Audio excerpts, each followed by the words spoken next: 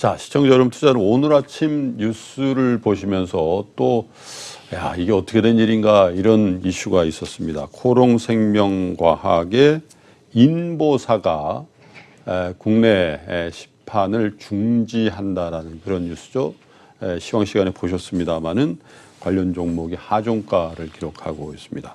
하이투자증권의 김재희 연구원을 모시고 이 얘기도 좀 듣고요. 지금 현재 바이오 혹은 제약 쪽의 업황은 어떻게 돌아가는지 좀 얘기 좀 들어보겠습니다.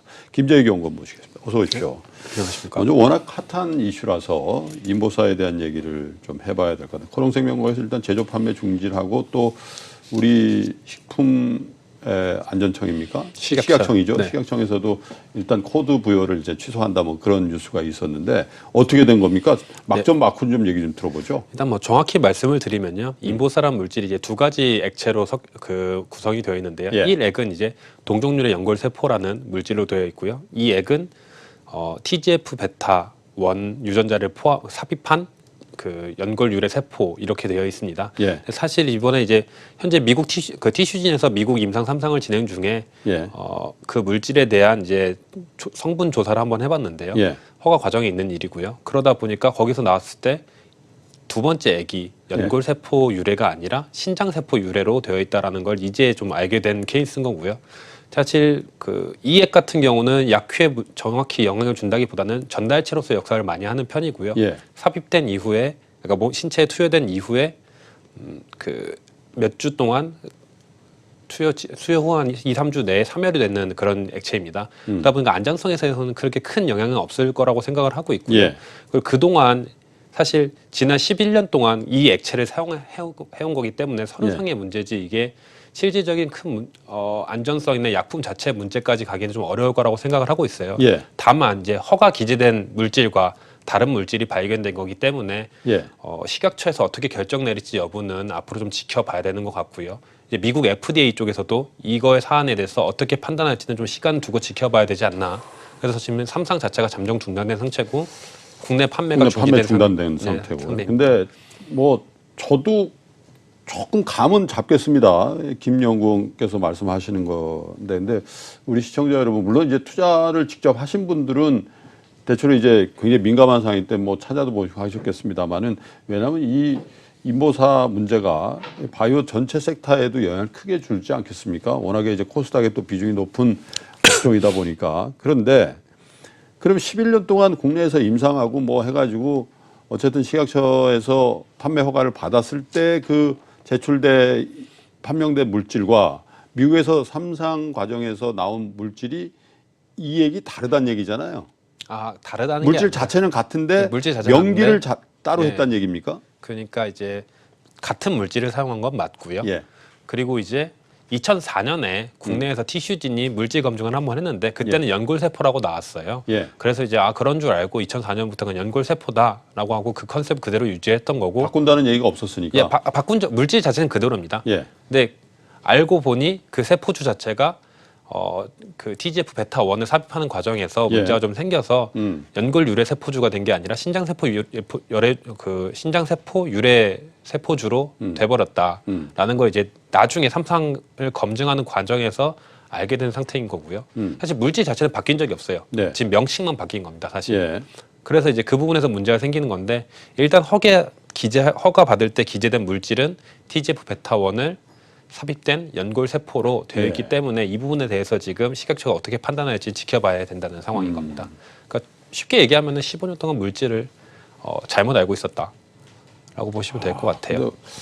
잘 이해는 안 되는군요. 네, 상황 우리 좀 많이 김재희 연구원의 설명이 이해가 안 되는 게 아니라 네. 그런 상황이 어떻게 십몇 년 동안 노출이 안 됐을까라는 게 이해가 안 돼서 여러분 보시는 것처럼 코롱생명과학도 그리고 코롱티슈진도 지금 사자가 없는 하한가가 기록이 되고 있다라는 거. 네. 자, 그런데 최근 들어서요 이런 비슷한 일들 꼭 이렇지는 않습니다만 국내 비교적 많이 알려진 바이오 업체에서 조금 실망스러운 결과들이 많이 나온단 말이에요. 그렇죠. 무슨 일이 있어서 이렇게 최근 들어서 이런 일이 있는 겁니까? 사실 이게 특별한 일은 아니고요. 원래 이제 신약 개발 과정이라는 게 우리가 생각한 것처럼 타임라인을 딱딱딱 잡아놨을 때 그대로 이루어지는 경우는 거의 99%는 없다고 보시면 될 것 같고요.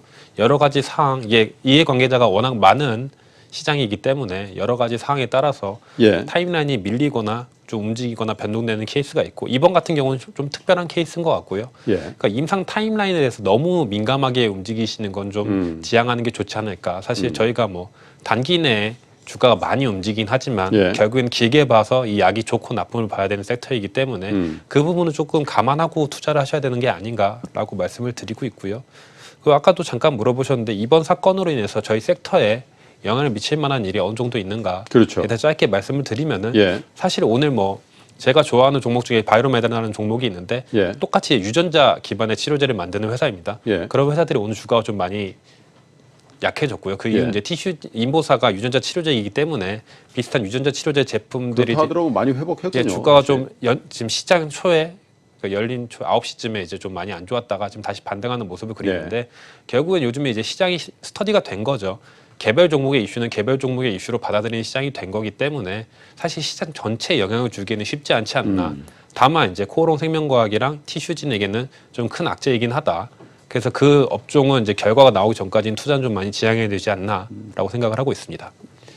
그 개별 재료로 인식을 하라 이런 조언을 주셨는데 식약청에서 이제 그 최종적인 결론은 15일쯤 이제 발표를 하기로 했다는 보도가 있던데요. 그때까지는 굉장히 좀 조심스럽게. 그때는 좀 주가가 빠졌다고 해서 저평가라는 입장으로 들어간다기보다는 리스크가 해소된 이후에 들어가더라도 충분히 늦지 않다라고 생각을 하고 있습니다. 올해 대표적으로 이런 결실을 맺어야 되는 그 맺기로 되어 있는 어떤 스케줄표상으로만 보면 그런 그 신약이라든지 신물질 혹은 회사들이 어떤 회사들이 기다리고 있습니까? 연내에는 아까 방금 말씀드린 바이로메드가 이제 메인 파이프라인인 VM202가 연내 임상 3-1상이 종료가 예정이 되어 있고요. 그리고 그 임상이 좀 종료된다고 하면은 워낙 큰 파이프라인이다 보니까 라이센싱 아웃에 대한 다시 한번 기대감이 생길 수도 있고 라이센싱 아웃이라는 기술 수출 얘기하시는 거예요? 기술 수출에 대한 기대감이 한 번 더 생길 수도 있다고 생각을 하고 있고요. 그 외에 또 이제 메지온이라는 파이프라인이 메지온의 이제 유데나핀이라는 파이프라인이 2분기에는 풀데이터 임상 3상 풀데이터를 발표되는 걸로 예정이 되어 있어서 사실 이제 3상 결과가 나오고 FDA 허가로 가는 단계로 되는 파이프라인이 올해 좀 유난히 많이 나오는 편이고요. 그 단계가 이제 기술 수출 라이센스 아웃되는 과정이죠. 3상에서 라이센싱 아웃되는 경우는 그렇게까지 많지는 않은데 일단 허가가 볼 수 있는 미국 FDA 약품이 출시될 수 있는 타임라인이 올해 좀 많다. 이미 2월에 이제 나보타 대웅제약의 나보타 허가를 받아서 주가가 그날 좀 고점을 찍고 좀 다시 실제 매출이 나올 때까지 좀 내려간 추세이긴 하지만 이러한 약물들이 FDA 허가를 받는 게 한 단계 한 단계 나오고 있다라고 보시면 될 것 같아요. 근데 이런 얘기들도 하더라고요. 미국의 건강보험 관련해서 그 미국 그 FDA의 스탠스가 좀 변한다. 그러니까 빨리빨리 좀 해주던 것들을 조금 늦추는 거 아니냐. 뭐 그런 그 전망들과 분석들도 간혹 있었던 것 같은데 어떻게 보시는지요? 그 부분은 조금 다른 게요. 그 이제 전임이죠. 이제 얼마 전에 FDA 국장님이 FDA 이제 사무국장이 그만뒀는데 그 국장님이 신속 허가부터 유전자 치료제 이런 좀 혁신된 그런 부분에 대해서 신속 허가나 아니면 좀 더 장려를 해주거나 이런 부분에 정책을 좀 많이 내놨었습니다. 근데 그분이 이제 일신상의 이유로 사임을 하겠다라고 해서 이제 그 부분에 대한 우려가 좀 요즘에 생기고 있는 거고요. 아직까지는 그 신속 허가의 스탠스에도 지금 바뀐 건 없습니다. 지금 단계에서 그걸 예단하기는 좀 쉽지 않을 것 같고요. 그리고 저는 신속 허가가 좀 더 많아졌으면 줄어들 거라고 생각하지 않는 이유가 일단 바이오 시밀러도 있고 기타 신약 부분에서도 여전히 미국 시장에서도 언맨 니즈가 굉장히 많기 때문에 미충족된 수요가 많기 때문에 시장 부분에서 그 미국 의료 시장 부분에서는 그렇게까지 뭐 지연시켜서 나올 만한 사유는 크지 않다고 생각을 해서 그 지금 스탠스는 계속해서 유지되지 않을까라고 생각을 하고 제약 있습니다. 바이오 이렇게 저희가 업종을 말씀드립니다만 제약 바이오 헬스케어 뭐 이렇게까지 말씀드리는 경우도 있고요. 그런데 통상 이제 바이오 업체다 그러면 신약 또 시밀러라든지 이런 쪽이고 제약 회사다 그러면 기존의 화학약 같은 것도 카피약도 팔면서 또 그중에 한미약품이라든지 대웅제약처럼 신약에 대한 파이프라인을 좀 많이 갖고 있는 회사들도 이렇게 대별이 되잖아요. 기존 제약사들은 어떻습니까? 이 신약 개발 파이프라인을 제외하고 나머지 영업 쪽에서.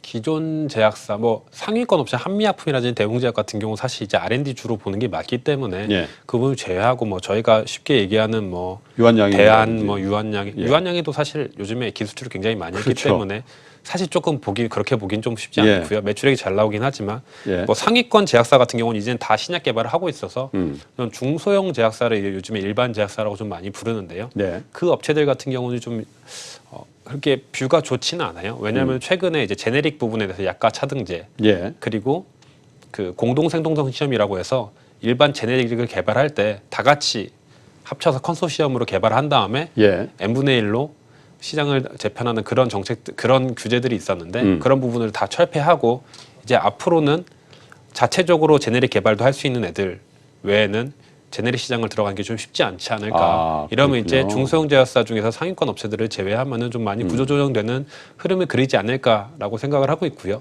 이게 정부 정책이라고 저는 생각되는 이유가 정부 쪽에서 지금 맨날 10조 원 제약사를 만들겠다 이런 얘기를 많이 하는데 그 말이 어떻게 되는 거냐면은 이런 제네릭으로 발생될 수 있는 매출액 캡 자체를 상위권 제약사나 R&D를 하는 제약사로 많이 그쪽으로 몰아주고 몰아줘서 R&D에 더 집중해라. 이익률은 낮아질 수 있지만 예. 전체 알 것 그 같습니다. 밸류 자체가 커지기 때문에 R&D로 많이 투입을 해라 이런 기조로 좀 가는 게 아닌가라고 생각을 하고 있고요. 그렇기 때문에 좀 상위권 중소형 제약사 같은 경우에는 지금 좀 많이 기로에 서 있지 않나라고 생각을 하고 있습니다. 그런 거군요. 그러니까 제약업체가 이렇게 좀 이 두루두루 이렇게 혜택을 볼 수 있는 그런 제도에서 네. 몇몇 R&D 능력이 있고 파이프라인도 갖고 있고 여기에 필요한 자원이 더 필요한 대로 이렇게 몰아주는 정부 정책이 있다 보니까 그렇죠. 그렇지 않은 제네릭이라는 게 카피약을 얘기하시는 그렇죠. 거죠. 일반 그럼에도 화학 불구하고 카피약. 카피약도 어떤 진입 장벽이 좀 생기는 그런 추세로 간다라는 거는 중소형 제약사를 투자할 때는 여러분들 좀 관심 갖고 보셨으면 좋을 것 같습니다.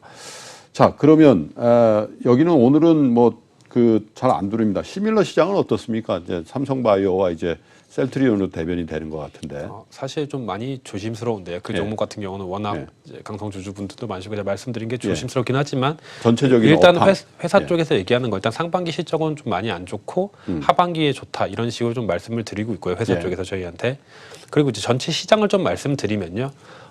바이오 시밀러 시장이 올해는 좀 쉽지 않지 않을까라고 생각을 하고 있는 게 예. 그 전에는 이제 파이프라인 저희가 속히 말하는 개발 단계인 약이었고 이제 올해는 개발이 완료돼서 매출이 나와야 되는 약으로 바뀌었습니다. 예. 그럼 이제 저희가 쉽게 얘기하는 꿈에서 현실로 가는 과정이 있는데 사실 실적이 항상 저희가 생각한 꿈만큼 나오지는 않을 거고 그러면 이제 내재적으로 이 밸류에이션이 합리화되기 어렵다면은 외부적인 요인을 가져와서 네. 저희가 밸류에이션을 봐야 되는데 그렇죠. 사실 근데 외부적인 요인이 경쟁 바이오시밀러 제품이 올해 더 허가를 받았으면 받았고 오리지널 회사들이 약가를 낮췄으면 낮췄지 예. 국내 바이오시밀러 회사한테 좀 긍정적인 뉴스가 나오기는 쉽지 않을 것 같다라는 게 제 생각입니다. 예. 그래서 이제 지금 주가도 많이 빠지고 있는 것 같고 사실 그래서 상반기에는 실적이 좀 잘 안 나온다는 얘기가 계속 회사에서 컨택을 하고 있기 때문에 네. 상반기에는 좀 주가 측면에서 많이 어렵지 않을까라고 생각을 하고 있고요. 그리고 삼성 바이오로직스 같은 경우는 제가 말씀드리기 조심스러운 이제 소송 이슈 같은 게 계속해서 있기 때문에 그 부분에서 많이 주가가 좀 눌려 있지 않나라고 생각을 하고 있습니다.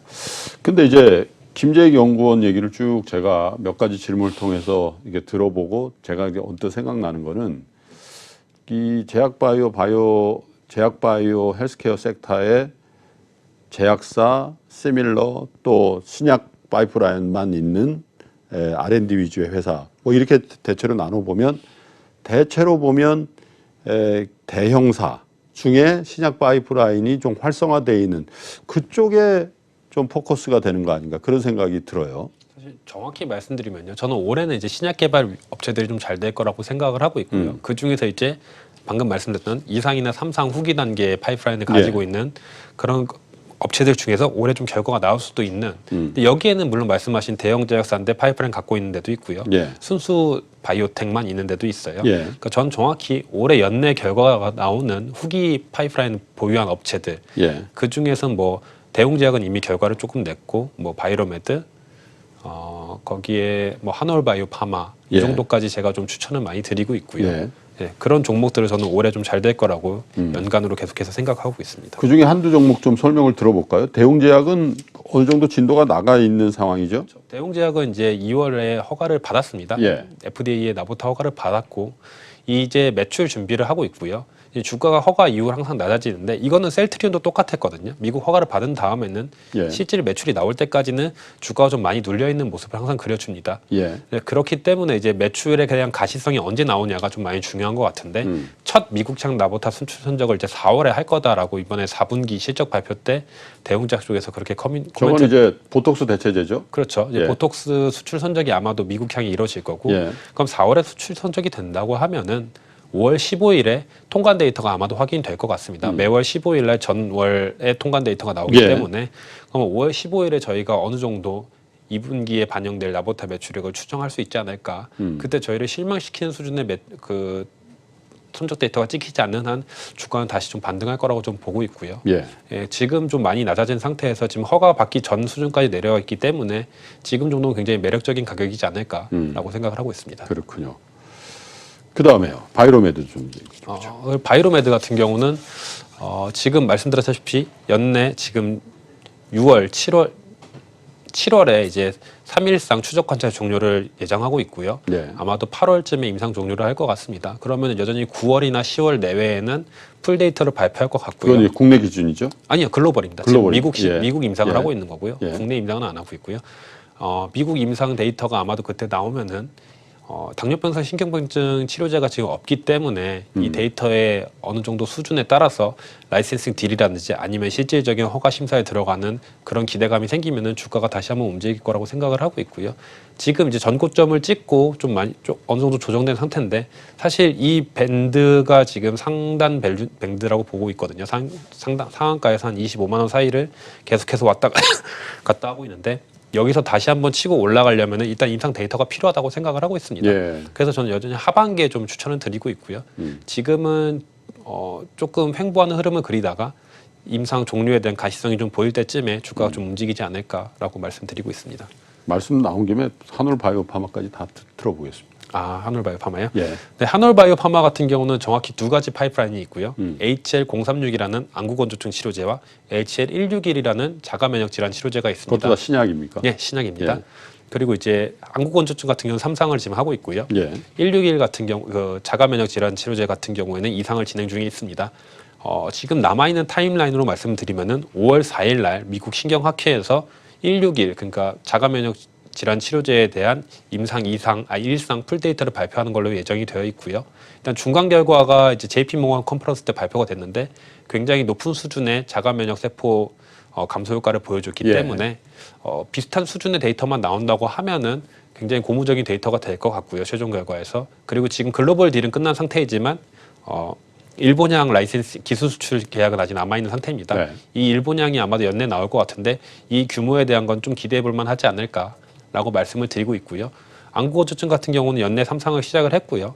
하반기 되면 이제 탑라인 결과 정도 나올 것 같은데 이 탑라인 결과에 따라서 이 파이프라인 또한 이제 기술 수출에 대한 기대감이 좀 생기지 않을까라고 말씀드리고 있습니다. 그렇습니다.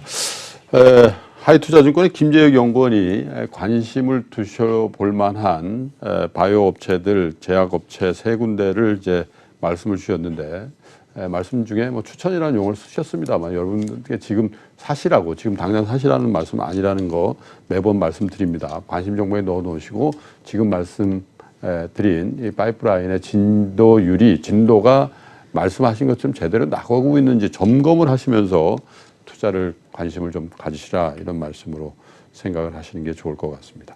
그런데 오늘 이제 코롱생명과학이라든지 코롱티슈진 투자자 여러분들은 지금 거의 멘붕 상태일 거 아니겠습니까? 네, 그렇죠. 앞으로도 보수적으로 하시라는 말씀을 하셨기 때문에.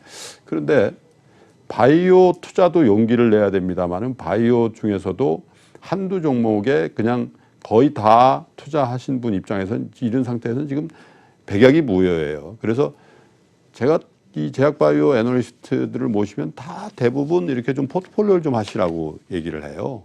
김재익 애널리스트는 어떻게 이 제약바이오에 만약에 100이란 걸 투자한다 그러면 어떻게 그러니까 좀 권역도 나눌 스케줄로도 나눌 수 있고 그렇잖아요. 어떻게 좀 조합을 하면 좋을 것 같습니까? 저는 개인적인 생각으로는 이제 저는 타임라인 위주로 많이 포트폴리오 짜는 편이고요. 예.